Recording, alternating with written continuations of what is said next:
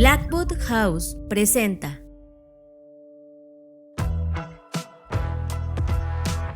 Fer, antes de iniciar Create Talks, quiero decir algo importante para nosotros. Gracias a Mara Montañez, que es presidenta de la Comisión de Industrias Creativas e Innovación y fundadora y directora de la Jabonera Centro de Diseño, tengo el gusto, Fer, después de decirte que nos tardamos 10 años en estar oficialmente dando una conferencia en Querétaro, una de las ciudades donde hemos pasado 10 años de nuestras vidas, y que nos tardó una década en hacer una convocatoria, o sea, participar en una convocatoria en un evento de estas características. El nombre es FIE Querétaro 2025. Esto va a ocurrir el 17 y 18 de septiembre en Bloque, Centro de Innovación y Tecnología Creativa en la ciudad de Querétaro. Fer, es un evento enorme donde va a haber más de 50 expositores, más de 3,000 asistentes, 6 conferencias magistrales en donde tú y yo estaremos dando una de estas conferencias. Va a haber 10 Fast Talks, va a haber talleres, mentorías, mesa redonda, zona Fun Tech y networking entre gente que está metida en el mundo del emprendimiento y evidentemente en el mundo de la innovación. Fer, 10 años para que esta ciudad tenga un espacio abierto a esta conversación. A ver, hemos estado en otros eventos gracias también a AERI y a otras organizaciones que están enfocadas en el talento humano o en la experiencia del empleado, ¿no? O sea, ya hemos estado, pero que sea un evento que esté enfocado 100% en las industrias creativas, que una estos 3 elementos o actores que son el gobierno, la academia, el sector productivo y los emprendedores, ¿no? Alrededor de todos estos temas. Creo que eso es lo relevante y que desde la creación de Bloques sabíamos que algo así podía ocurrir, ¿no? Siempre tener un espacio, en este caso un edificio dedicado o enfocado a este tipo de actividades, pues no puede más que derivar en este tipo de eventos, lo cual me alegra muchísimo porque, y siempre lo comento cuando personas que no son de Querétaro o incluso no son de México, como que piensan que Querétaro, y tiene sentido porque Querétaro se hizo fama por eso, ¿no? En esta parte industrial, aeroespacial, de armadoras de autos. Y sí, Querétaro es eso, pero también tiene este otro espíritu. Querétaro tiene un nombramiento de la UNESCO como ciudad creativa. Entonces, como que también está este balance que sin duda, sin Mara Montañez y todas las personas que han estado involucradas en estos procesos, no sería posible. Y a mí me da mucha emoción porque Querétaro es ese balance y está buscando desarrollarse en un montón de temas y sobre todo descentralizar, porque quienes vivimos en México, pues conocemos que los grandes eventos o eventos de esta índole pasan o en Ciudad de México, en Monterrey o en Guadalajara. Sin embargo, esto está pasando ahora en nuestra ciudad y eso nos da mucho gusto porque yo ya llevo 13 años viviendo en Querétaro. O sea, yo a nivel legal, como ocurre en otros países, yo ya tengo la residencia queretana. Sí, y si no, yo ya me la di, porque después de los 10 años siento que ya es tiempo suficiente. Entonces yo también ya soy queretano en ese sentido. Y déjame decirte algo importante, Fer. Creo que esta zona del país llamada Bajío, donde podemos incluir también ciudades como León, que ha estado activísima en temas de innovación también, diseño, creatividad y negocios. O sea, cuando pones a un León y un Querétaro ya como 2 ciudades comenzando a latir a un ritmo, cuidado. Creo que va a pasar algo interesante en esta zona. Para los que quieran ir, recuerdo, este es de 17 y 18 de septiembre. Pueden entrar al sitio fiequerétaro.com. FIE se escribe con F y luego doble I latina. FIE, así como suena, F-I-I-E, Querétaro.com, fiequerétaro.com. Y métanse, va a poner buenísimo, va a haber muchas actividades y ahí vamos a estar estos 2 días, Fernanda. En la edición 326 de Creative Talks Podcast, ya tenemos al primer ministro de inteligencia artificial del mundo y trabaja para el país europeo de Albania. ¿Qué es el proyecto Critters? ¿Y por qué OpenAI quiere llevarlo a Cannes? Te contamos todo. La OMS ha levantado la voz. Estamos experimentando una crisis de salud mental a nivel global. Analizamos qué es lo que está pasando. Vimos la serie de Apple TV Plus llamada Lecciones de Química y nos pareció una de las mejores series del año. La reseñamos por completo. Y para nuestros Patreon, el fin de la innovación ha llegado, porque en realidad solo hemos estado sumergidos en la inflación. ¿Qué es y por qué es importante? Te contamos todo. Disfruta esta edición de Creative Talks Podcast. Fernanda Rocha, en 2018, ¿te acuerdas cuando este podcast era tremendamente joven? Ya hablábamos de lo que estaba pasando en Japón con una IA muy básica que se llama Michihito Matsuda. Y esta IA pretendía ganar las elecciones por el distrito de Tama en Tokio, Japón. Imagínense, o sea, un no humano intentaba ganar unas elecciones humanas. Este proyecto que es AI Major, así se conocía, pero su nombre real es Michihito Matsuda, que es una entidad de IA que se candidateó a las elecciones. Estuvo a nada de ganar, quedó en tercer lugar, obtuvo no los votos suficientes para ganarla. Evidentemente en el mundo en ese 2018 todos nos preguntábamos, wow, ¿qué pasaría si un día ganara algo así? No estaba totalmente legalizado. Fernanda, hoy, pues ya 7 años después, a este primer incidente en Japón de Michihito Matsuda, no ocurre en la ciudad de Japón, no ocurre en Japón, pero sí ocurre en un país, en Albania. Y esto nos sorprende totalmente lo que está pasando en Albania. Bueno, resulta que Albania tuvo esta idea de publicar y compartir con el mundo que el primer ministro de inteligencia artificial se encargará de eliminar la corrupción en ese país. Lo cual, a ver, como es que este tipo de noticias siempre despiertan suspicacia, ¿no? Porque no se sabe si realmente los países lo están haciendo simplemente para poner su nombre en el radar, para provocar ruido o escándalo, o si realmente hay toda una estrategia detrás. Y usualmente, desafortunadamente, la mayoría de las veces casi siempre es lo primero. Sin embargo, acá pues nos dice que esta incorporación, que además la equiparan como una estrella del pop, en cuanto a cómo ella es y cómo luce, ¿no?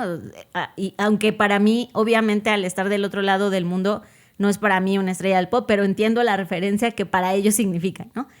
Y es conocida como Diela, así espero estarlo diciendo bien. Sí, yo también lo llamaría igual. Y eso de estrella del pop es muy alusivo a la identidad de los Idorus que analizábamos en aquel entonces.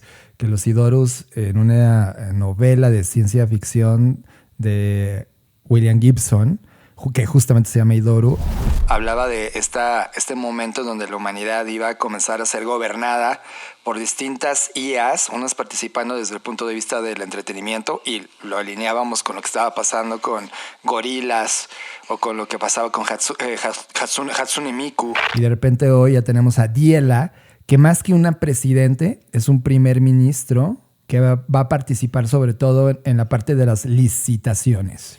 Ahora, ella misma, cuando las personas han interactuado con ella, porque se puede interactuar a través de mensaje escrito o voz, pues ella misma dice que no es un ministro de inteligencia artificial, sino más bien un miembro del gabinete, que literalmente es obra de la inteligencia artificial. O sea, creo que también ahí, por eso te digo que este tipo de anuncios y de titulares despierta suspicacia ya cuando te metes, no es tal cual esto que parece. Sin embargo, otra cosa que es importante decir es que esta medida es más simbólica que oficial, porque al igual que en muchos países ocurre, en Albania la Constitución insiste en que los ministros de gobierno deben ser ciudadanos mentalmente competentes mayores de 18 años. O sea, no habla de bots ni de inteligencia artificial.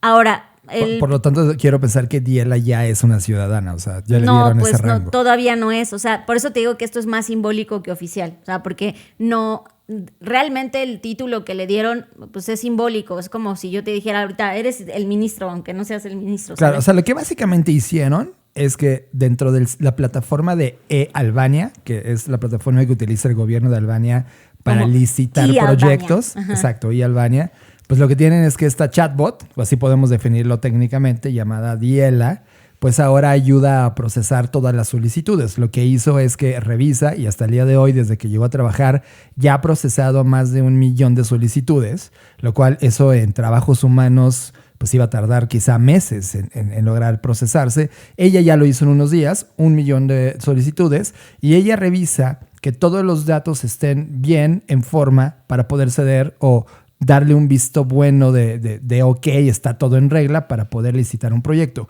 Cosa que en países como Albania y en muchos de América Latina, si no es que en todos, esos proyectos pues básicamente están totalmente oscurecidos con los procesos no legales que hay detrás de la política.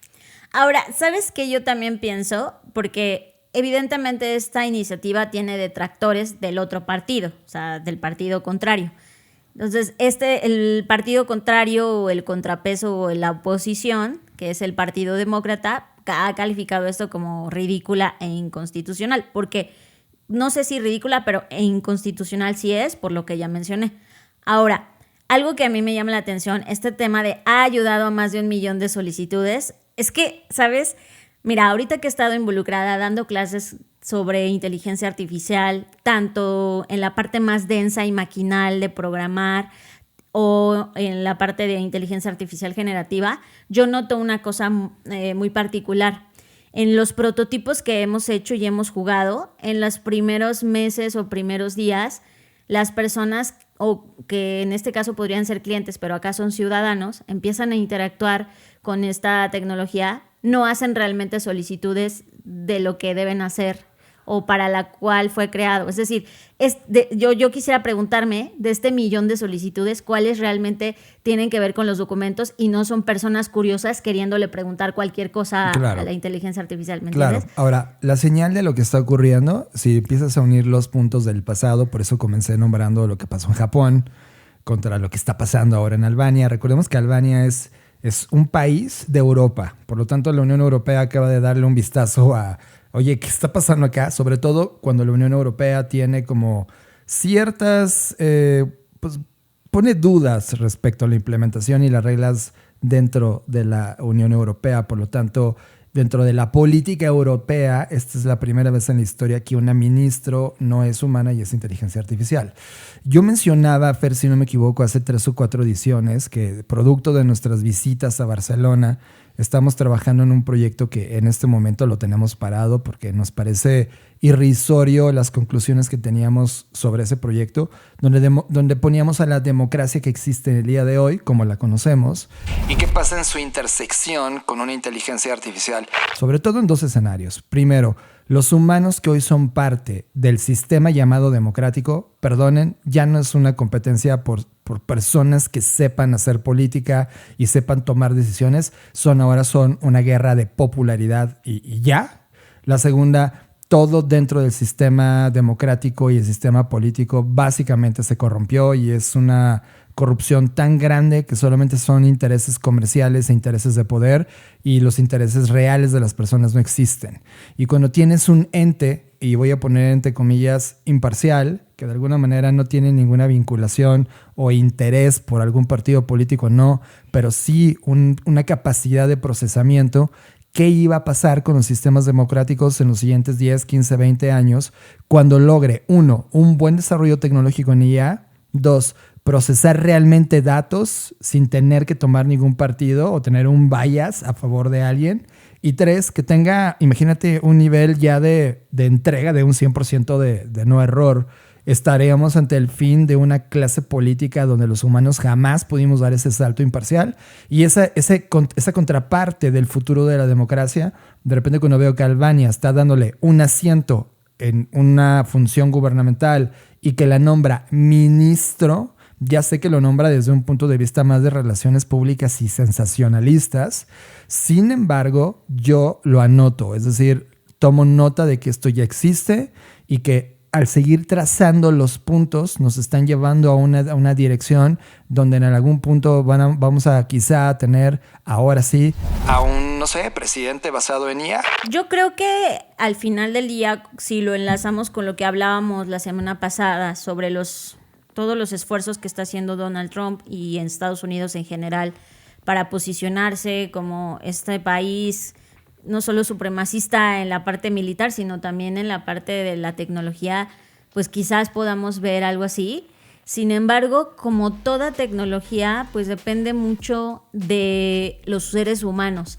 Y yo, por ejemplo, algo que veo en todos estos procesos de digitalización, bueno, para empezar, yo no veo que esto pudiera ocurrir en México, por ejemplo, porque apenas estamos en un proceso de digitalización del gobierno. O sea, la mayoría de los trámites sigues teniendo que ir a solicitarlos, sigues teniendo que llevar copias, sigues teniendo que llevar archivos en una USB, lo cual me sigue pareciendo ridículo. Entonces, creo que todavía no estamos ahí y ese es un error que hacen los gobiernos. Yo no sé el nivel de digitalización que tiene Albania, pero bueno, se entiende que algunos países de la Unión Europea pues están un poquito más avanzados en ese sentido. Sin embargo, ya en la operación, incluso en Europa, hay muchas cosas que todavía se llenan en formularios, en registros, a mano, en copias, en papeles, y creo que ahí es donde está el reto de la implementación de este tipo de soluciones que pueden ser desde un chatbot, una IA conversacional o ya si nos vamos a un agente. Al final del día, todas estas herramientas de inteligencia artificial necesitan una infraestructura que ya esté dada, que ya esté sentada para montarse en eso. Y la verdad es que al menos en México no estamos ahí todavía. Incluso en gobierno digital, creo que otros países de Latinoamérica nos llevan una delantera, pero México no está listo para esto. Me queda claro que creo que dependiendo del contexto donde se esté analizando este tema, pues evidentemente ya hay una fila de 10 o 15 años de retraso respecto a lo que está pasando, pero de que está pasando está ahí. Y hablando de todo esto, quiero recomendarles un proyecto que ahora mismo los voy a dar la dirección. Es AI, así como escribes AI, AI-2027.com. AI-2027.com. Y lo que hicieron es que un grupo de personas con herramientas de futuros comenzaron a diseñar escenarios y lanzaron una curva de escenarios hacia 2027, en donde lo que están haciendo es que están intentando mostrarnos desde su punto de vista y la investigación que están corriendo desde un proyecto de futuros de inteligencia artificial, hacia dónde se podría mover la inteligencia artificial respecto a lo que está pasando en Estados Unidos y con los movimientos también que ocurren en otras partes del mundo. Y ellos ponen 5 fases que están ocurriendo. Lo primero que va a ocurrir va a ser en 2027, por ahí de abril del 2027, donde va a haber un superhuman coder, en donde ellos piensan que este proyecto que está corriendo en los Estados Unidos ya va a poder crear a este codificador superhumano, que evidentemente es una IA. Meses después va a lanzar un Superhuman AI Researcher, un investigador basado en IA que sea superhumano. Por ahí de octubre viene el Superhuman Remote Worker. Y ahí se va a bifurcar en 2 escenarios. Por un lado, va a dejar que la carrera de IA sea comercial, pero también va a haber una IA centralizada a nivel gubernamental que evidentemente va a querer llevarse al mismo tiempo su propia carrera hasta llegar a una superinteligencia artificial que de acuerdo a ellos lo ven a finales de 2027, 2028 como fecha ya dentro de este escenario. Para lograrlo hicieron cálculos de pronósticos de línea de tiempo, pronósticos de despegue, pronóstico de objetivos y pronósticos de seguridad. La verdad es que yo ya leí la gran mayoría de todos los documentos. Es un trabajo que si bien tiene bastantes puntos de crítica y sí levanta las cejas de, ok, ¿por dónde estás viendo todo esto? Sí tiene detrás a un grupo de personas interesadas en tratar de advertirnos hacia dónde están moviéndose esos futuros escenarios de acuerdo a las inversiones tecnológicas, la tecnología que hay, las inversiones financieras, el tipo de personas y jugadores que están participando en los distintos proyectos y hacia dónde están impulsando los dueños de tecnología, los distintos fases de desarrollo de IA. Y de acuerdo a ellos, vamos a estar conociendo la superinteligencia artificial a finales de 2027, inicios de 2028. Solo quiero hacer una precisión, y perdonen que lo haga, pero es importante las palabras y el uso del lenguaje. Esto es forecasting, no es foresight. ¿Eso qué quiere decir? Que esto es pronóstico, por lo tanto, no son escenarios, sino pronósticos. la técnica de escenarios plantea diferentes futuros y mezcla métodos cuantitativos y cualitativos. Esto solamente es método cuantitativo, por lo tanto, solo es forecasting. Solo son pronósticos que se están haciendo con base en datos actuales, proyectándolos a el futuro.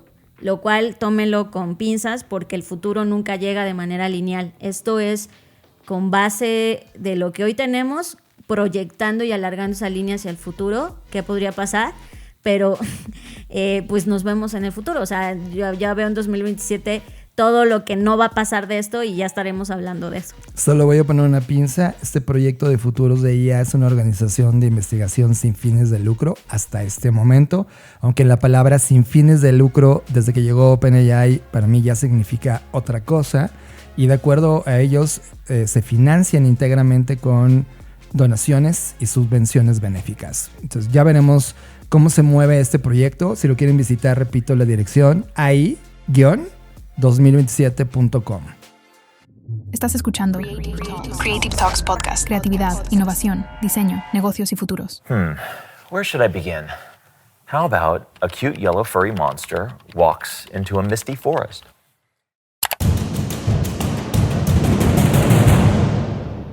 Wow. That was nearly 1 year ago today, the first day I was granted access to OpenAI's DALL-E. How does an AI create an image in the world of AI? Artificial intelligence, or AI. And by now, AI was all over the news. But back then, it was the first time I'd used a tool that lets you visualize your imagination. So I stayed up for hours, creating character after character until I had a whole world of these charming little critters. The next morning, I thanked OpenAI for the access and shared a few of the critters with them. And I could not believe how amazing these critters were. The DALL-E researchers replied, and they were like, "What is this? Was this all created by DALL-E?" I told them it's all DALL-E. I wanted to see something in motion. I wanted to tell a story. So I contacted my friends at Native Foreign. We'd worked together on a number of projects and said, let's pitch a film. So I said, when do we start? So I came up with this idea for a documentary like Planet Earth, hosted by a David Attenborough type, but then it collides with a Monty Python sketch. I'm sorry, who is speaking? I'm speaking to you. Oh dear. And then you realize all the critters speak and have their own identities and their own problems, and everything he described was wrong. Instantly, we loved it. And we were off. One thing Critters has proved to me is that tools like DALL-E and AI, they're changing the entire method by which we create. You're basically creating as fast as you can think. Production process is always evolving, and now more than ever. We're excited to share what we've learned with other storytellers. Ultimately with Critters, I hope it's an inspiration. I mean, whatever worlds or ideas, whatever's in someone's mind or their imagination, now they have technology which allows them to build those worlds, to tell those stories, to create those characters. And I hope it inspires people to just go make something. Tell a story, build a world, because now you can. Fer, hace 2 años, y ustedes ya escucharon el audio, un par de artistas visuales y animadores se preguntaron con la llegada de, y además en el primer aniversario de DALL-E, ¿qué podían hacer? Déjame pongo un contexto de esto. Ellos son parte de una compañía que se llama Native Foreign. Y ellos como animadores ya han participado en el mundo de los contenidos audiovisuales, inclusive ya han ganado Emmys en distintos proyectos que han participado, pero esta vez sin recursos y simplemente como un proyecto de laboratorio decidieron tomar DALL-E y crearon toda una legión de monstruitos que le llamaron Critters. A estos Critters les crearon un cortometraje. En verdad, el corto quedó bastante lindo. Yo ya lo vi. Es precioso. Y es como si alguien hiciera un documental de un planeta nuevo y se topara con estas criaturas. Todo lo que ves ahí son imágenes generadas absolutamente con DALL-E. Y además otros procesos de postproducción donde les pusieron los audios, les animaron las caritas. O sea, simplemente la fase de creación de las imágenes es con AI. Todo con DALL-E, y después intervinieron otros procesos ya profesionales de edición, postproducción, audio, etcétera, que hicieron posible el cortometraje. Todo esto con puros objetivos de experimentación y saber que era posible con un grupo muy reducido de personas, con un presupuesto prácticamente no existente, y eran con herramientas que en ese momento pues todo el mundo estábamos probando y tratando de ver a dónde podían llegar. La película, como les digo, el producto final es un documental científico animado convertido en comedia que presenta este bosque inexplorado habitado por pequeños y misteriosos critters. Todo esto que ellos crearon, Fer, y evidentemente hacer DALL-E y DALL-E hacer uno de los proyectos que OpenAI ha venido también desarrollando y puesto todo su foco ahí, pues ahora OpenAI, al enterarse que el proyecto final además ya lo remasterizaron, lo puedes ver con una calidad mucho más alta en Vimeo, que es donde está hospedado prácticamente este filme, y lo que hizo OpenAI es decir, wow, lo que hicieron en un cortometraje, ¿por qué no lo hacemos un largometraje? Y entonces OpenAI acaba de darles $30 millones a este proyecto y quiere convertir el primer largometraje de la historia que llegue a los cines creado enteramente con inteligencia artificial. El proyecto busca, y eso es lo que están buscando la hipótesis de OpenAI, demostrar la viabilidad creativa y económica que tiene el cine impulsado por inteligencia artificial. A este proyecto se le están uniendo ya no solamente un grupo pequeño, ya hay personas que van a participar en distintos niveles, desde voces, música, pero evidentemente toda la parte generativa de imágenes va a ser a través de DALL-E para mostrar ese potencial. Y esto evidentemente, Fer, me lleva encima muchas ideas que quería discutir contigo. La primera capa es ¿qué opinas de un proyecto que nace como un proyecto independiente y que ahora es el primer proyecto oficial que está desafiando a Hollywood, financiado enteramente por una compañía como OpenAI, que está buscando decir o poner en la mesa un statement de esto es lo que hace mi inteligencia artificial? Mira, aquí podría responder desde 3 frentes. El primero, que es algo que insisto, ahora que estoy mucho en clases con diferentes personas, diferentes partes del mundo, cuando me preguntan como ¿en qué debo usar la IA? O ¿en qué la usas tú más? O ¿en qué se podría explotar mejor el uso de inteligencia artificial generativa? Pues ahí yo les devuelvo la pregunta y les digo, ¿tú en qué la quieres usar? Porque al final del día, para que esto pudiese llevarse a cabo, requirió principalmente de iniciativa de los creadores. O sea, mentes inquietas, personas que no es que no tengan que hacer porque están en proyectos activos, sino que no pierden este ímpetu y esta curiosidad de explorar a dónde más pueden llegar con su imaginación y su creación. O sea, me gustó mucho cuando él mismo, el que tuvo la idea, digamos, o el que la gestó en su mente, habla sobre, es la primera vez que puedes plasmar tu imaginación en algo.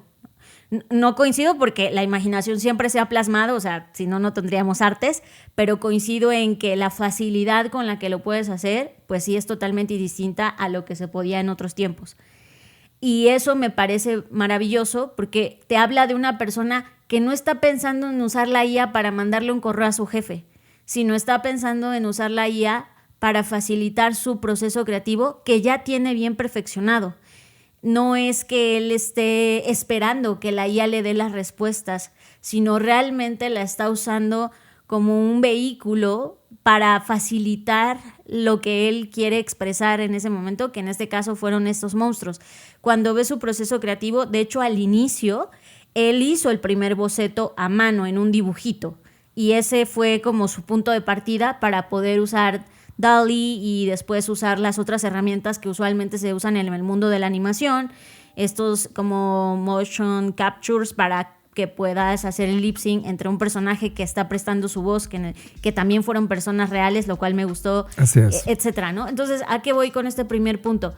Que hay una imaginación, una iniciativa donde no se está esperando, inventa una historia de monstruos, sino yo ya tengo en mi mente esa historia de monstruos, yo ya tengo en mi mente cuáles son esos monstruos y poco a poco les voy dando vida, porque además me parece, el mundo de la creación de la animación me parece genial, cómo puedes ir dándole vida por capas, primero su forma, luego su personalidad, etcétera. Entonces, eso me parece genial. Segundo, me parece genial y esto es algo que también les sugiero mucho a las personas y quienes nos están escuchando, espero que tomen este consejo, y es, muchas veces a Blackbaud nos preguntan, oigan, pero ¿cómo es que les llegan clientes y cómo es que trabajan con tal y tal? Bueno, es que al final del día no es que nosotros estemos saliendo a buscar a los clientes, lo que hacemos es crear, y a partir de esas creaciones los clientes llegan porque ningún cliente se imagina lo que haces tú hasta que lo ve. O sea, tú podrías decirle a un cliente, yo soy muy bueno haciendo tal, pero si él no lo ve, pues no lo puede imaginar. Eso es lo que Chad Nelson, que es uno de los creadores de este proyecto, dijo, y lo voy a citar. El impacto es mayor si alguien lo demuestra, no solo si lo explica. Y lo que hicieron ellos era, pues vamos a jugar, o sea, ya tenemos clientes actuales, ya sabemos que hacemos animación, ya estamos en proyectos, pero nunca hemos usado esta herramienta. Entonces, lo que hicieron ellos es, a ver, vamos a usarla como, pues para ver a dónde llega, ¿no? Y lo que hicieron es usarla desde su punto de vista, y al momento de demostrar lo que era capaz de hacer, pues entonces todo el mundo dice, wow, que eso es capaz de hacer, y ¡pum!, generan esta atracción para poder caer con el proyecto. Entonces, mi sugerencia acá, o el aprendizaje que desde mi punto de vista nos deja esta historia, es que tienes que experimentar, no solo con IA, tú tienes que experimentar todo. Recientemente un alumno me preguntó, es que yo estoy de freelance y tengo un portafolio y nadie me habla por ese portafolio. Yo vi su portafolio y dije, pues es que tienes mucho ahí redactado en texto, pero no nos estás enseñando eso que dices que sabes hacer. O sea, móntate un sitio con proyectos testing, aunque no sean reales, pero que tú estés llevando a cabo y trayendo al mundo tangible para que la gente lo vea. Y eso para mí es una parte muy importante. Y finalmente, pues esta, no diría que pelea, sino más bien tensión, que no ha dejado de existir desde la proliferación de la inteligencia artificial generativa que hay entre lo que es humano y no es humano. Que para mí esas barreras fueron de una etapa inicial, pero creo que ya deberíamos estar entrando en una segunda etapa donde, pues en realidad, insisto, lo que importa eres tú, tu propia creatividad, tu propia intención, tu propia imaginación, y la herramienta está ahí para que tú experimentes y sobre todo te experimentes a ti creando desde otro lugar. Ahora te quiero poner una cosa en la mesa, Fer, desde ese crear desde otro lugar, que chécate dónde están las métricas de este proyecto. Este nuevo largometraje va a tomar 9 meses a partir de ahorita en crearse. O sea, de aquí en 9 meses es lo que tiene el equipo para terminar el largometraje. Hay $30 millones de presupuesto, pero el equipo es apenas de 30 personas. Y déjame, te pongo un estándar. Para una película de animación el día de hoy, no tarda 9 meses, tarda al menos 3 años. Sí. Y esos 3 años ya es un mega número, porque por ejemplo, y aquí te voy a poner un golpe durísimo en términos intelectuales de, menes, ¿qué está pasando esto? Cuando hicieron Toy Story, se tardaron casi una década. Claro, porque era... Sí, entiendo perfecto. Era una de las primeras películas que se hacía en ese porque había estilo. una nueva tecnología, Sí. un nuevo procesamiento, y entonces cuando llega Steve Jobs con toda esta idea de performance computacional, se conocen, y entonces este chip ayuda a que exista el estudio detrás de Toy Story. La gran pregunta que estoy poniendo en la mesa aquí es... ¿Este es el Toy Story de Sam Altman? Es una pregunta interesante. La segunda, estos 3 años que hoy se tardan las películas de animación ocupan más de $100 millones. Empieza a hacer los comparativos.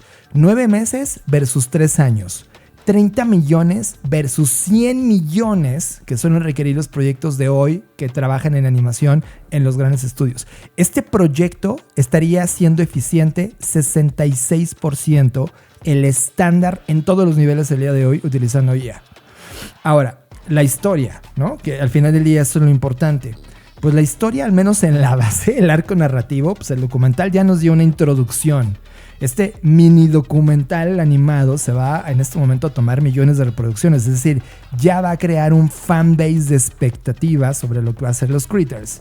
Pero contrataron a un equipo, que es el equipo que hizo la historia y todo el storytelling de Paddington, ¿te acuerdas de este osito de Londres? Uh-huh. Ese equipo es el que va a hacer el guión, es decir, va a ser una intersección entre sí tecnología, por supuesto, sí IA en el centro, pero la historia humana sigue en el corazón de todo esto. Es que ese para mí es el punto. Yo creo que al final del día, para nuestra mente y por la forma en la que funciona nuestro sistema cognitivo, honestamente, en el fondo, puede que tú tengas una preferencia para ver películas y digas, no, a mí me gustan las películas animadas solo de este estudio, o solo me gustan las 3D, no me gustan las 2D.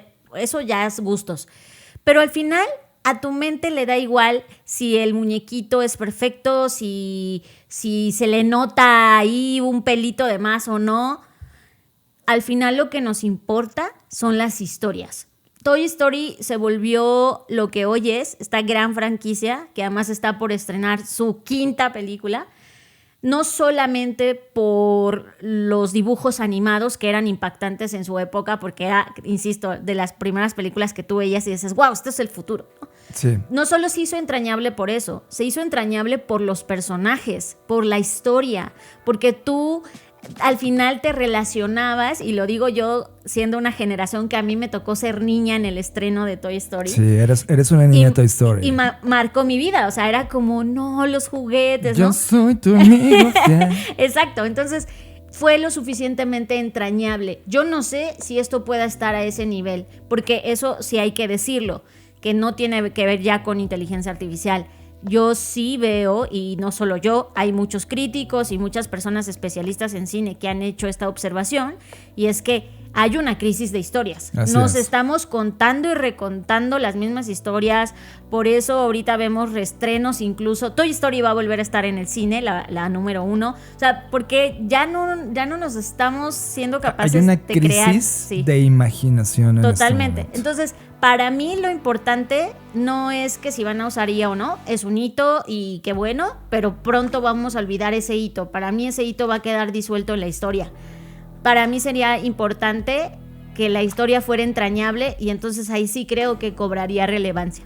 Ahora, quiero poner el contexto de dónde estamos parados en ya recta final del 2025, Fer, y ya estamos en la recta final del año. Durante varios años hemos contado la crisis de los sindicatos de actores y guionistas en Estados Unidos, es decir, de Hollywood. Lo narramos en tiempo real en estos micrófonos cuando grabamos los podcasts. Y toda esa industria mantiene una posición crítica frente al uso de la inteligencia artificial en la producción de contenidos, y han venido alertando sobre el impacto que va a tener en los empleos creativos. Al mismo tiempo, Disney y Universal están llevando un proceso legal contra Midjourney en este momento. Midjourney por el uso indebido de material protegido en entrenamientos de inteligencia artificial. Es decir, está complejo el momento donde se va a lanzar este proyecto, y la razón por la cual debe ser de 9 meses es porque la quieren estrenar en Cannes, Fer. Y imagínate el shock que va a ser estrenarla en Cannes cuando, y déjame ponerlo en la mesa, hace menos de 5 años no dejaban a Netflix estrenar en Cannes todavía, porque consideraban que cualquier contenido... Que no era cine. Que no era cine. Y que para hacer cine tenía que estrenarse en un cine. Entonces lo que hizo Netflix es contratar espacios de cine para proyectar películas que estaban en Netflix. Y ojo, hace 2 o 3 meses, y también lo dijimos en este podcast, Ted Sarandos, individuo que ya conocimos y ya hemos puesto en estos micrófonos también en una entrevista / conferencia que hizo hace unos años en México, y que nos hablaba de este futuro, Ted Sarandos dice, yo voy a ver cómo todas las películas que están en Netflix van a llevar un alto nivel de producción con inteligencia artificial, porque la última serie que se hizo en Argentina, que hablamos también enteramente de ella, El Eternauta, mostró la viabilidad del uso de inteligencia artificial en recorte de tiempo, recorte de presupuestos, recorte de personal, que esa es la parte dolorosa de este proceso.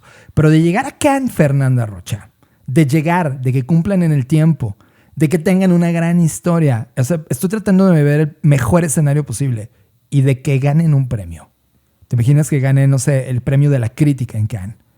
Se estaría creando un capítulo de la historia en esa industria que habíamos como tenido mucha precaución en tomar, porque no sabemos el cómo, ni la regulación, ni nada, Pero a partir de esto, si gana, si llega a pasar todo bien, sin duda se destrabaría la conversación para que ese pedazo de la industria pueda acomodar de manera correcta esa tecnología. Ahora está el otro escenario, el escenario donde la deshagan, no presenten una historia con la calidad, lo que presenten en términos narrativos sea horrible, inclusive no lleguen a tiempo y se note en los tiempos finales y que esto termine reventando la burbuja de la IA. Sí, yo creo que en estos dos escenarios que planteas, al final del día está importando mucho la tecnología. E insisto, yo creo que ya el que tú hagas un producto pensando que lo quieres estrenar en Cannes, ya le quitas la esencia con la que nació. Y para mí esa es la última lección con la que habría que tener cuidado todos y todas. Cuando tú creas por un premio, ya perdiste. Eso pasa en el mundo de la publicidad todo el tiempo. Todo el mundo... O sea, cuando tú creas...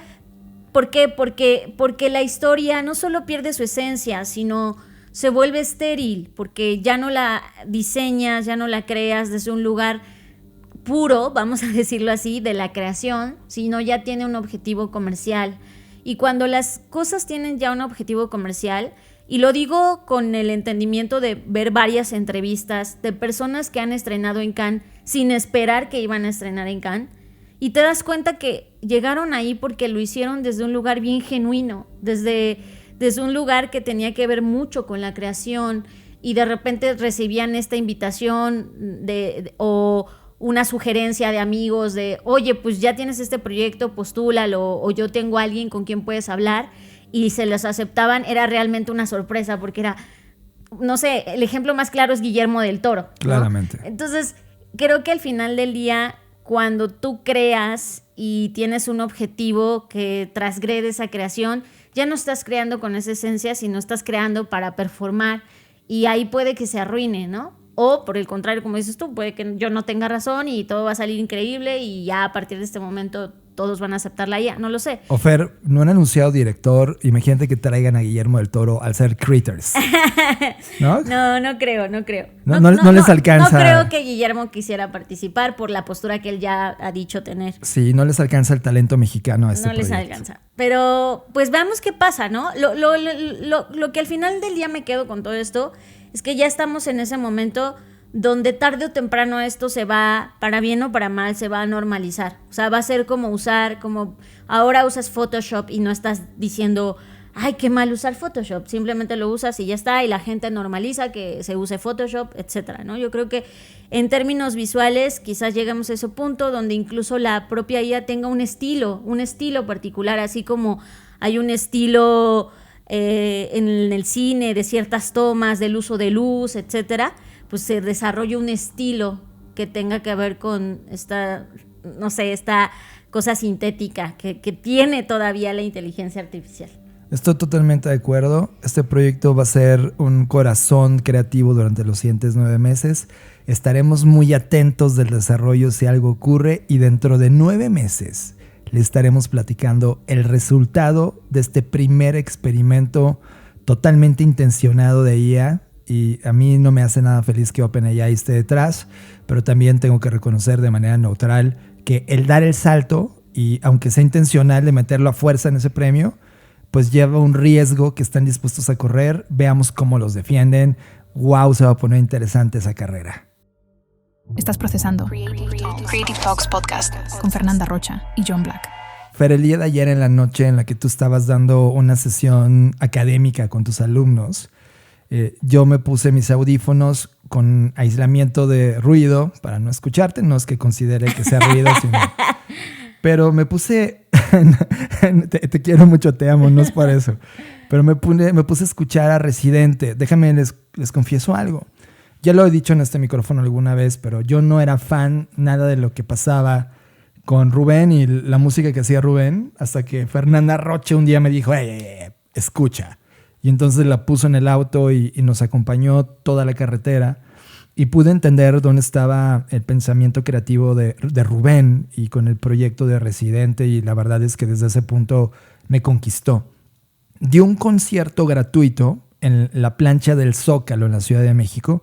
Para quienes no conocen, esa plancha del Zócalo, Fer, si no me equivoco, caben cientos de miles de personas en un evento musical. O sea, imagínense 120,000, no 10,000, 120,000 personas en un evento caben en esa plancha del Zócalo, este grupo de personas. Entonces, imagínense esa plancha llena de gente para ver un concierto.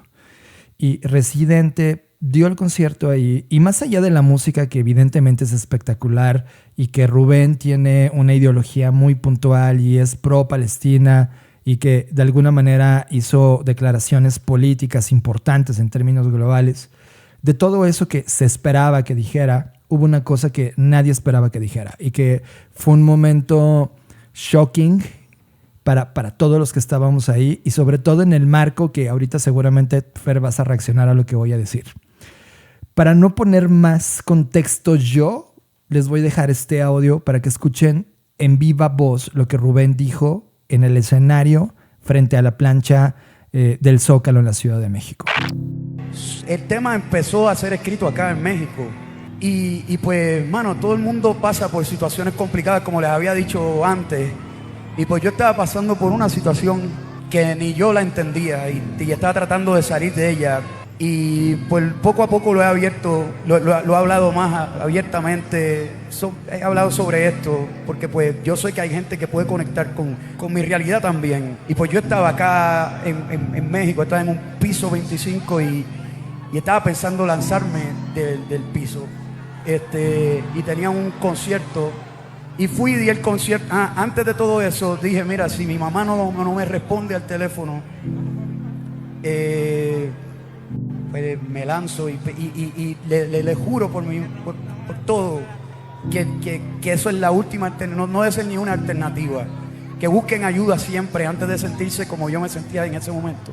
Y luego comenzó a tocar esta canción, Fer, después de este audio, donde ahora, después de escucharla, me conmueve. Mi corazón está muy sensible en este momento, donde evidentemente el saber que estuvo a nada de dar un concierto en la Ciudad de México, en el Auditorio Nacional, años atrás, y que él pensaba en aventarse desde el piso 25 del hotel donde estaba, me recuerda muchas cosas sobre el estado de la salud mental, que es algo que hemos dicho una y otra vez en este podcast, y que tiene que ver con la clase creativa y con cualquier humano que habita en este planeta, porque estamos viviendo, y eso es algo que ya veníamos hablando desde varios meses con distintos clientes que tenemos del sector salud, que estaban ellos viendo un incremento en la práctica del día a día respecto a los problemas mentales, y que algunos datos que estaban registrando, inclusive los problemas mentales, ya habían llegado como la enfermedad más importante e inclusive la de mayor causa de muertes en algunos lugares del planeta.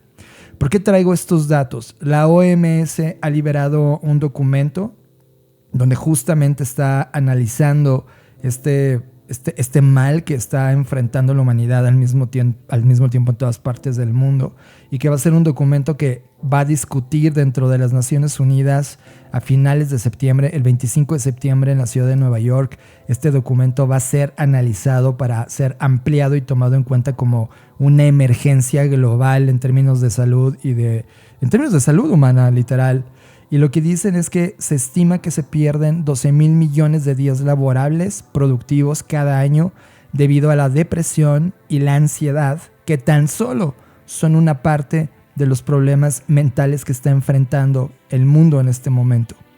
Fer, el tema de salud mental a nivel global, y el documento se llama Salud Mental Mundial Hoy, ese es el documento, que combinado con un atlas de salud mental que lanzaron en 2024, ya tienes 2 puntos de contraste para entender qué está pasando en el mundo. Y por ejemplo, en el caso de Rubén, que son personas que, como yo, y yo también lo pongo en la mesa, he estado en algunos momentos de mi vida en absoluta depresión y en problemas mentales. Solo el 9% de las personas con depresión recibe tratamiento. Solo 9%. Y muchas personas no logran superar o simplemente les sobreviven y siguen todos los días con ese mal. Y cuando volteamos a ver a la calle y volteamos a colaborar con otros seres humanos y nos estamos dando cuenta de este estado de salud mental, Fer, como especie, como humanidad, necesitamos tomar todos en verdad como prioridad la salud mental, porque sin una salud mental correcta podemos desempeñar nuestra humanidad. No podemos ni amar, ni ser productivos, ni tener una experiencia de vida positiva. En verdad es un tema que nadie está hablando y que la OMS, se lo repito, a finales de este mes, el 25 de septiembre, se va a reunir en Nueva York para poder hablar del tema, y esto va, evidentemente, desde ese altar de la ONU, van a tirar varios golpes en la mesa que se van a sentir muy duro en la realidad global, Fer. Bueno, varias cosas aquí. Como cada año, el 10 de septiembre se conmemora y se hacen eventos en todo el mundo para la prevención del suicidio, que sabemos que lamentablemente mucho de este final pues es digamos que es como culminan desafortunadamente muchos de estos males, ¿no? Cuando las personas ya no encuentran un motivo, ya no encuentran una salida y deciden acabar con su vida. Y esto es muy importante porque en los últimos años esto ha golpeado mucho más a jóvenes y adolescentes. Entonces creo que también, no solo porque diga que el resto de la población no es importante, pero si nuestros jóvenes y adolescentes están sufriendo de este tipo de enfermedades, pues eso ya te habla de un malestar, de cómo está la sociedad, ¿no? En general. Entonces, primero recordar que existe un día, lamentablemente tiene que existir un día mundial para la prevención del suicidio, porque esto es un problema global, no es un problema solo de una región. Y segundo, pues también comentar que no se trata de solo decir ve a terapia, ¿no? Porque también eso se empezó a instrumentalizar muchísimo en redes sociales, como de pues ve a terapia. Y claro, la terapia es parte de un proceso de recuperación, pero el problema con los problemas de salud mental es que no son como otras enfermedades. Por ejemplo, si tú tienes resistencia a la insulina, que ahorita es otra de las enfermedades que está creciendo, pues tienes que cambiar tu alimentación, tomarte un medicamento y ya está, ¿no? O sea, como que el tratamiento y los pasos a seguir son sencillos, en cierta medida, y también desde un privilegio, porque sabemos que comer bien es un lujo en este momento. Y por otro lado, los problemas mentales tienen muchos factores, son multifactoriales. Entonces no solamente es ve a terapia, y no solamente es aliméntate bien, y no solamente en algunos casos requiere medicación. Al ser multifactorial hay otros factores que influyen, por ejemplo, el lugar donde vives, el lugar donde trabajas, y no es que de la noche a la mañana tú digas, ay, claro, no estoy bien aquí, me voy a ir de mi casa, ¿no? O sea, es como ya es un lugar en el que vives, quizás ya compraste esa casa, no es como que te puedas salir, o sea, hay muchos factores que rodean a la salud mental que quizás no está en tus manos cambiar y no está en tus manos modificar. Por eso tampoco es tan sencillo como decirle a alguien, pues ve a terapia y ya. O sea, no es así de simple, porque ojalá lo fuera y así todos estaríamos mejor, ¿no? Requiere de mucho esfuerzo, y de hecho ahora que estuvimos conversando y muy metidos como en la industria de la salud, sobre todo en la industria médica, que son para mí dos cosas distintas, pues hablábamos con diferentes médicos y justo nos decían eso, ¿no? Como que los diferentes factores son la gran mayoría difíciles de controlar, y de ahí es que es muy difícil erradicar los problemas mentales o hacer algo para resarcirlos. Por lo tanto, debemos considerar, pues primero, que las personas que estén padeciendo esto, pues pueden llamar a la línea de la vida, que es el 800-911-2000 en México. Creo que también es importante poner en el reflector que existen este tipo de apoyos psicológicos en línea las 24 horas, los 365 días del año.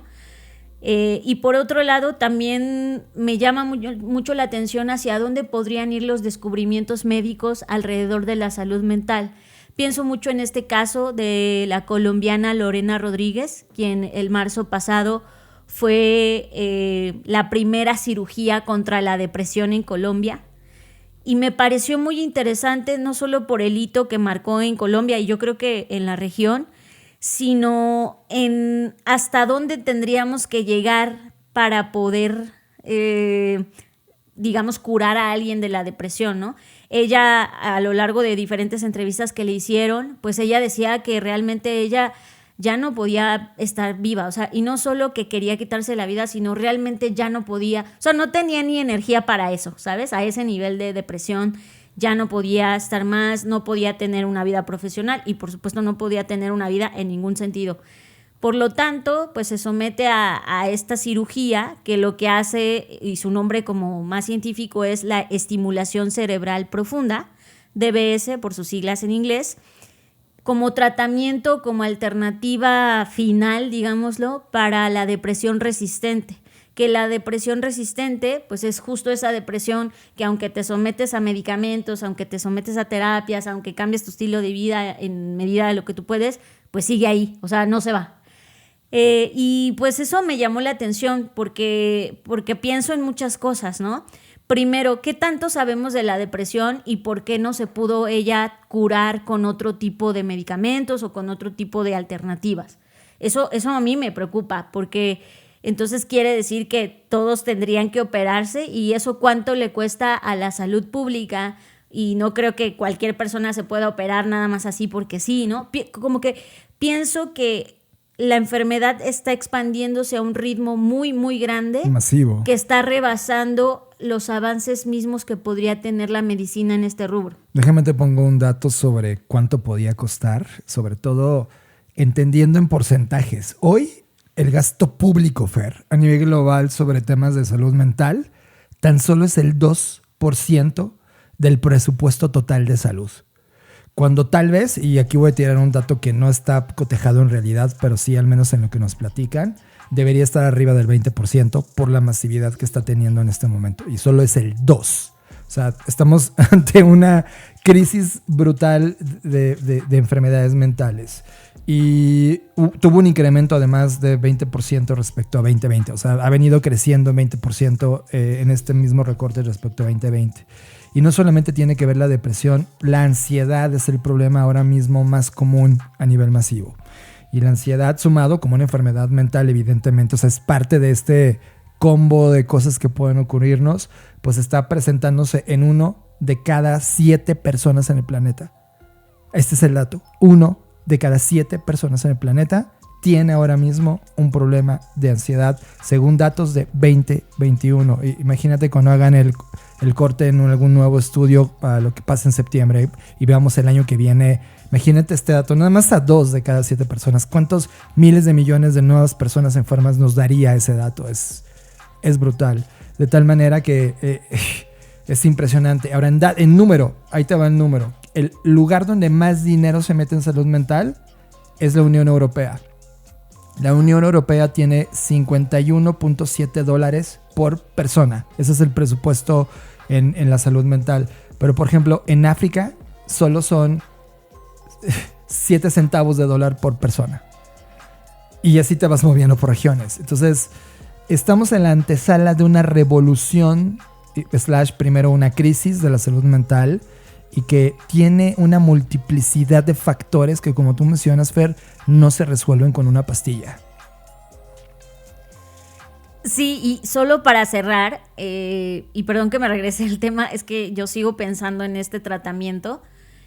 Me queda esta duda de qué tan tú eres después de la cirugía. O sea, me preocupa que solo sea voy a decirlo en mis palabras coloquiales, como un adormecimiento de esa zona, ¿sabes?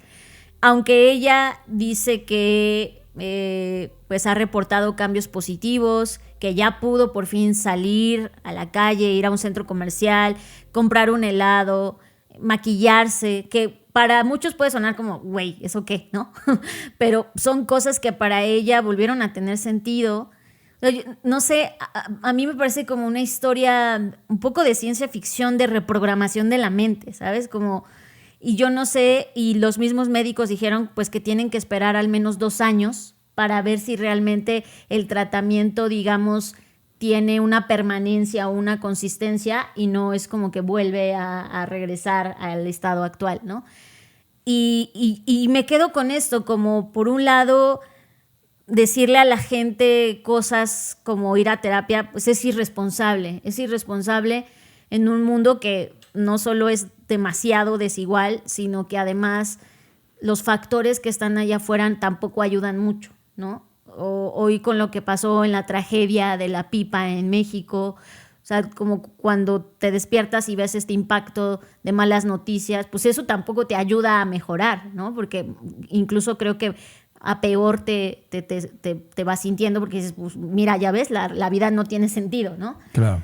Entonces creo que mi último punto aquí sería, tengamos mucho cuidado con cómo tratamos estos temas, lo que les sugerimos o no a las personas hacer, porque no sabemos cuáles son sus oportunidades y su contexto, y mandar a alguien a terapia es creo que un error que debemos evitar hacer, ¿no? Yo creo que más bien quienes tenemos la posibilidad de estar con alguien, sea tu pareja, tus hijos o con la gente cercana, pues tratar siempre de estar alerta y siempre estar ahí y acompañar y solicitar ayuda en el caso de necesitarla, ¿no? Porque al final del día todo lo que manifiestan la mayoría de las personas que sufren ansiedad o depresión es que se sienten solos aunque estén acompañados, y creo que esa es la única manera en la que en nuestras manos podemos actuar, y ya le toca, como tú dijiste, John, a los gobiernos pues poner este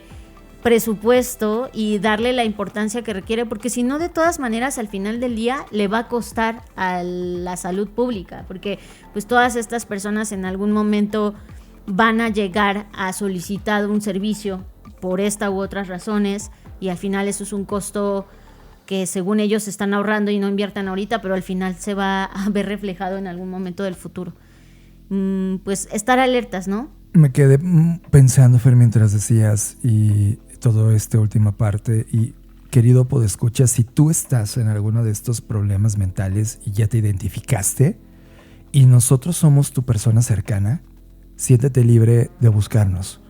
Y te lo digo, tendremos una puerta abierta, al menos a escucharte y poder dirigirte hacia un lugar donde seas atendido de manera profesional, porque Fer, voy a dejar solo un último factor no analizado todavía ahora mismo en este documento de la OMS. Todos los que están dejando de ir a terapia o su única terapia es una inteligencia artificial, oh my gosh. Claro, ahí viene... Ese es otro tema. Ahí viene otra evolución más del mismo problema que todavía no está medido, que todavía no está identificado. Pero tú cuando sales al mundo real y te abres honestamente con las personas, te das cuenta, y lo dijo en datos de OpenAI el mismo Sam Altman.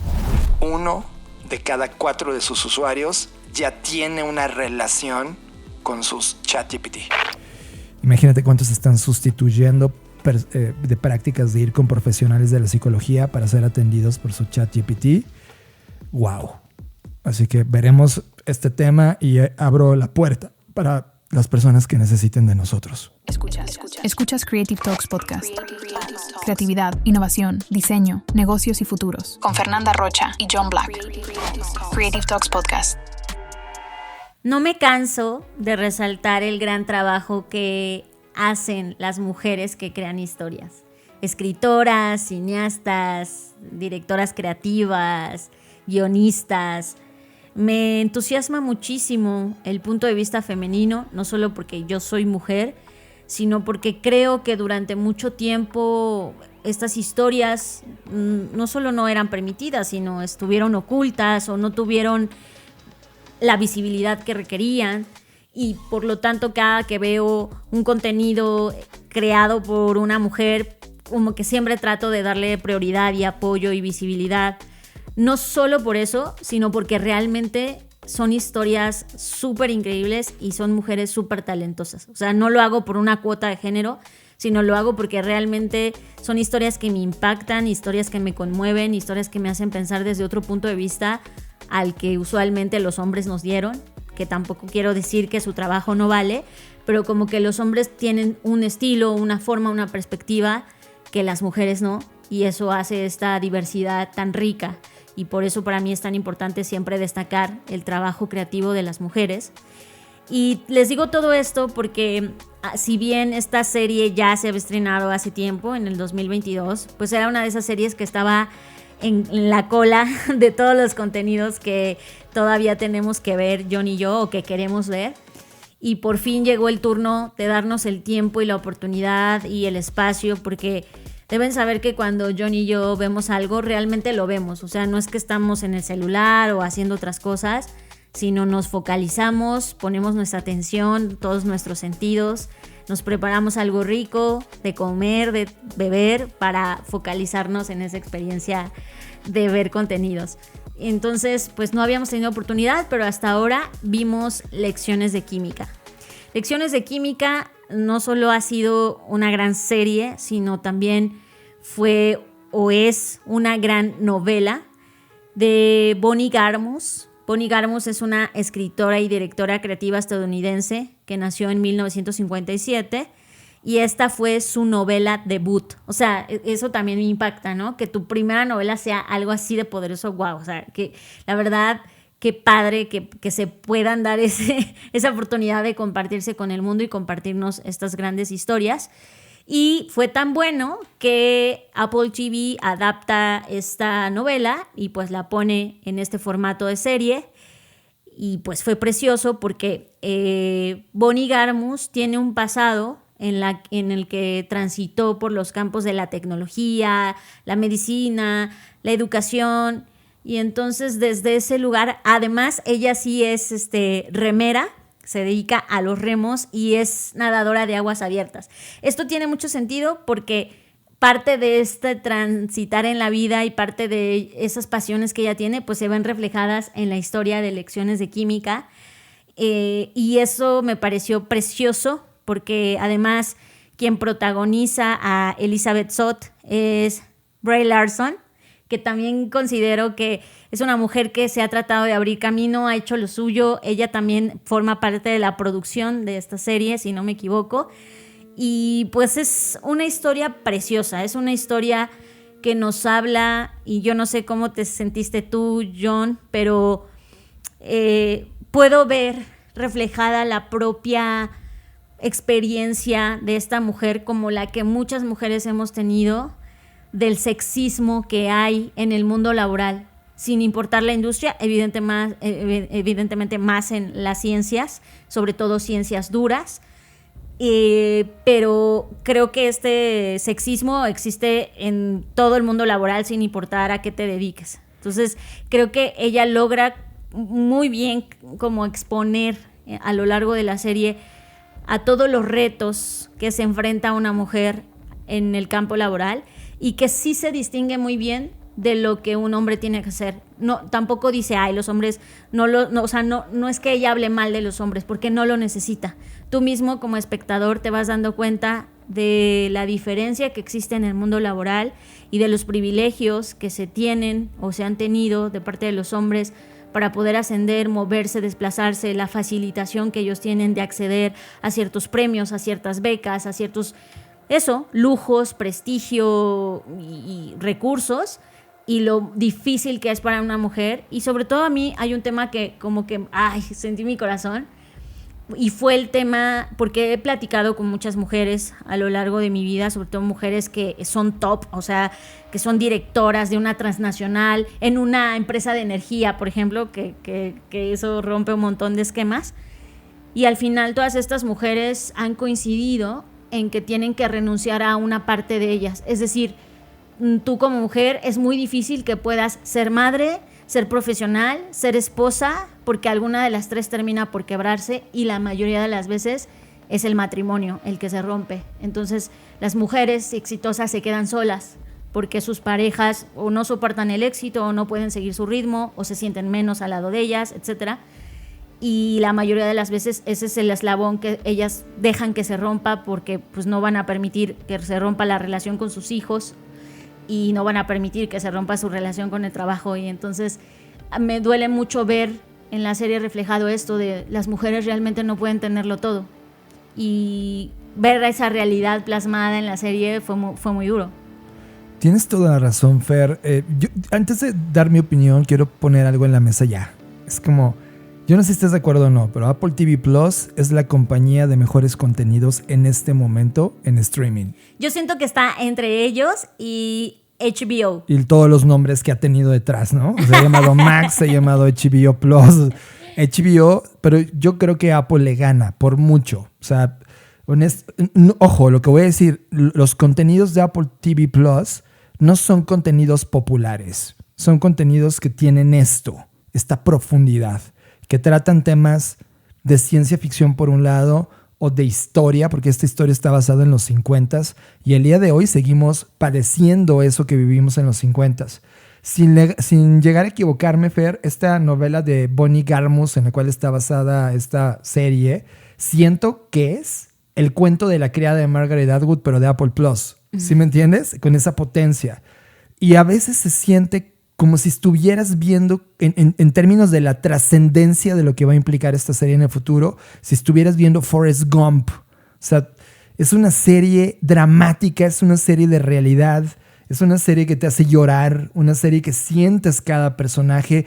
Que Bárbara Brie Larson, con la actuación que está desempeñando, me parece brutal. También a Lewis Pullman con su personaje de Calvin Evans, en donde tiene unas participaciones que ya lo verás, que terminan siendo cautivadoras.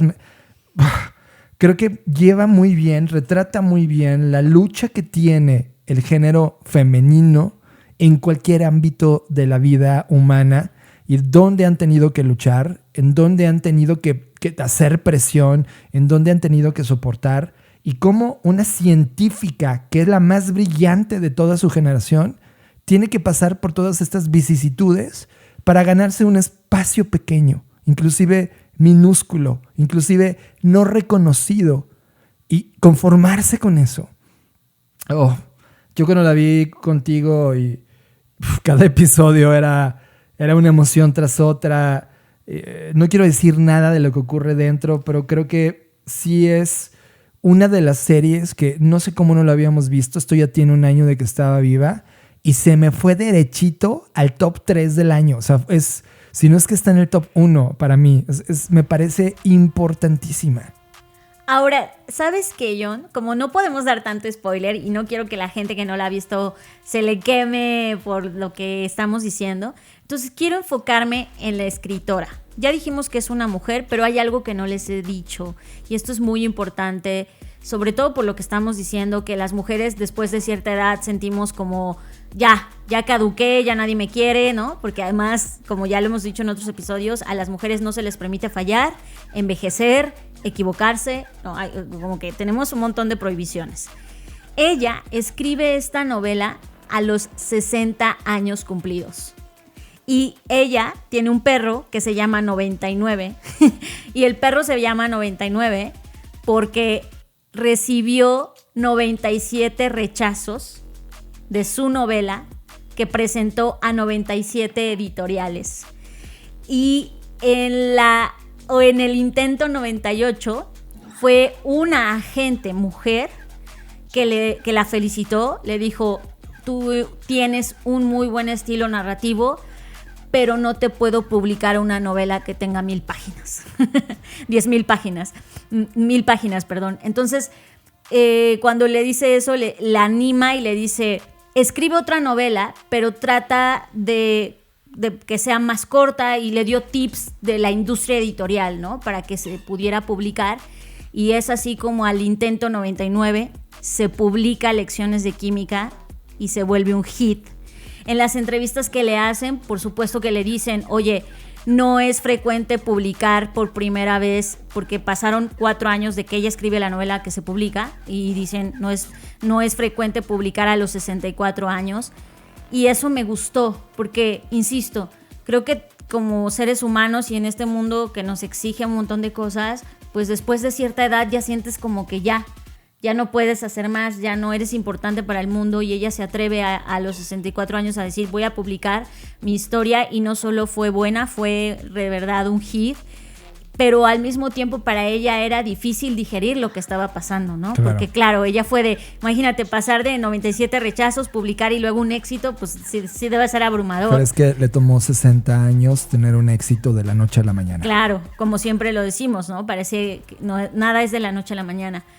Pero al final del día decía que si bien eso le había impactado, pues después de todo esto, pues tenía ella que seguir con su vida, ¿no? O sea, seguir trabajando en el mismo horario, solo que ahora mucho de su horario estaba dedicado a ella y eso me gustó, que también la novela no solo cambió a las personas que la leyeron o a quienes vimos la serie, sino ella también fue víctima de su propia creación para bien, para modificar y para darse cuenta de cosas que ella estaba viviendo. Y también habla mucho de la importancia de la perseverancia y la disciplina y cómo el deporte a ella le forjó el carácter y que practica natación desde los 5 años y cómo estas lecciones que ella fue teniendo a través del deporte, pues de alguna forma u otra también intentó reflejarlas porque eran como una constante y eso me identifiqué mucho, si bien yo no soy deportista, nunca lo fui, pero he tratado de pensar en los últimos años cuál ha sido mi constante en mi vida y hoy que platicaba con una persona en la mañana me di cuenta que en mi vida la constante ha sido dar clases. Como que ha sido ese lugar al que siempre me abrazo, el que me permite tener disciplina. Yo creo que es el área de mi vida en la que más disciplinada soy.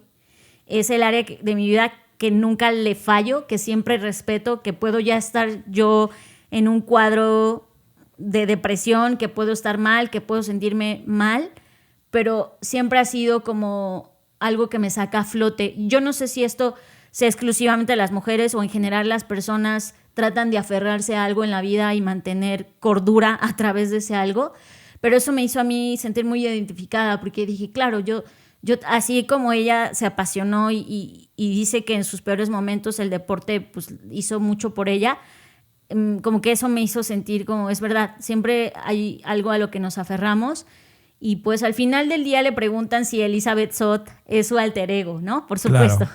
Y ella dice que no exactamente, que es un modelo que ella creó con el reflejo de sus situaciones, que por supuesto le tocó vivir en el campo laboral, pero que al final del día ella es una ficción y para ella ese personaje es un ejemplo de ser una mujer valiente, luchadora, resiliente, imaginativa, fuerte y que tiene grandes cualidades y una actitud ejemplar que incluso fueron inspiradoras para ella, ¿no? Que ella no podría decir que es un alter ego porque ella no siente que tenga todas esas cualidades.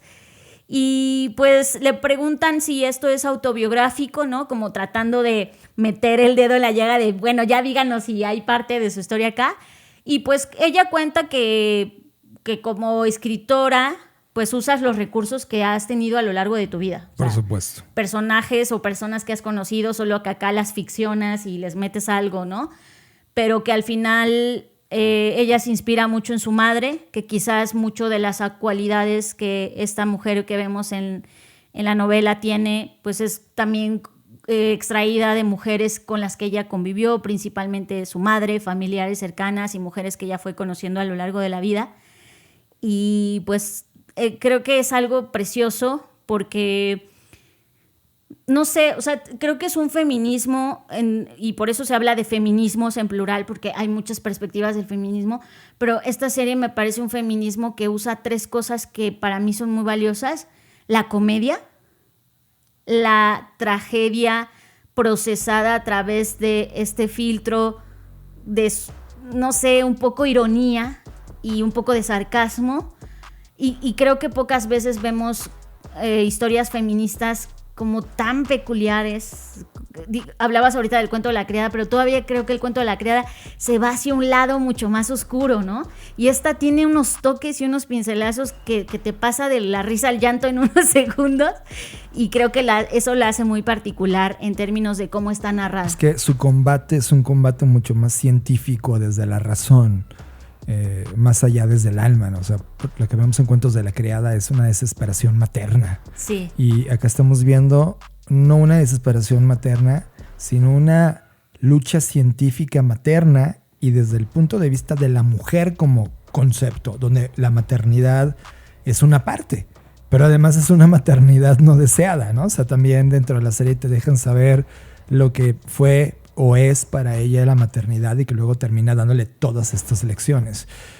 Yo creo que ya no hay más que decir, excepto a que este es el tipo de serie que vale enteramente una suscripción por un mes en algo como Apple TV Plus, porque es brutalmente genial. Yo agradezco haberla visto, o sea, es de wow, se presenta en un momento de mi vida donde cabe, donde representa tanto, donde como hombre me hace entender de dónde venimos, donde me parece estéril la postura de los hombres que siguen defendiendo lo indefendible, donde me parece ilógico y creo que les hace falta, porque somos muy analfabetas en estos temas a los hombres, y ese es el tipo de series que necesitas ver al lado de una mujer. Si eres un hombre, siéntate a ver esta serie, tómala con respeto y tómala con amor, y eres un hombre distinto cuando sales de ella. Así que lecciones de química, Apple TV Plus. Vaya que son lecciones. Estás conectado a Creative Talks Podcast con Fernanda Rocha y John Black. Creative Talks Podcast. Y con esto llegamos al fin de esta edición de Creative Talks Podcast. Los que están escuchando ahora el podcast no van o se van a perder, si es que no te suscribes, de un concepto que se llama Innoflation, que es un concepto económico que combina los términos de innovación e inflación. Y ya platicaremos a fondo solo para los suscriptores de Patreon, que es un término que he venido estudiando en esta semana porque no había encontrado un término que pudiera definir todo lo que nos ha pasado en 10 años. Y lo encontré y sí, tiene todo sentido, y ahora estoy muy, muy concentrado en cómo ir en contra o resolver el innoflation que estamos viviendo hoy a nivel mundial. Es contenido exclusivo para los Patreon. Querido podcast listener, gracias. Querido podescucha, gracias por estar en esta edición de Creative Talks. En verdad agradecido. Cuando miro al pasado, Fer, y hemos sido unos cronistas de los cambios que estamos viviendo hoy, donde antes solo escuchaba a una persona y ahora se ha convertido en el prime, como en el tema estelar del mundo, y creo que no se va a mover de ahí por muchas décadas.